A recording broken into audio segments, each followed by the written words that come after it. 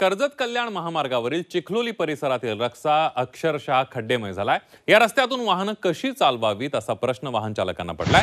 रस्त्याच्या दोन्ही बाजूला सिमेंट काँक्रिटीकरण झालं असताना हा 200 ते 300 मीटरचा रस्ता मात्र गेल्या अनेक वर्षांपासून दुर्लक्षित आहे। याचा रस्त्याचा आढावा घेतला आमचे प्रतिनिधी चंद्रशेखर भुयार यांनी।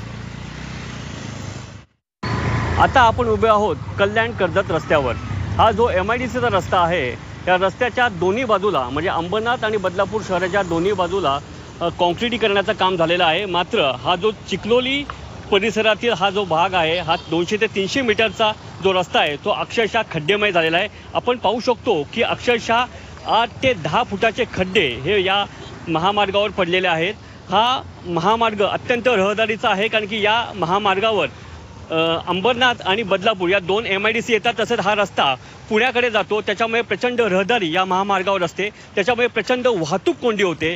एका साईडला दोन्ही बाजूला रस्त्याचं काम झालेलं असताना हाच भाग गेल्या अनेक वर्षांपासून दुरावस्थेत आहे, कारण की या भागावर कायम खड्ड्यांचं साम्राज्य पाहायला मिळतंय। मात्र तरीही MMLDA प्रशासन याकडे लक्ष देत नाहीये। आपण पाहू शकतो, हा खड्डा बघू शकतो, अक्षरशः 8 ते 10 फुटाचा खड्डा आहे। आणि हे जे बघतो हे वाहनं येतात, या रस्त्यावरनं अनेक अवजड वाहनंही जात असतात, त्याच्यामुळे हे खड्डे वाढत चाललेले आहेत। आणि या पावसाळ्यात तरी हे खड्डे बुजतील का असा सवाल वाहन चालक विचारतायत।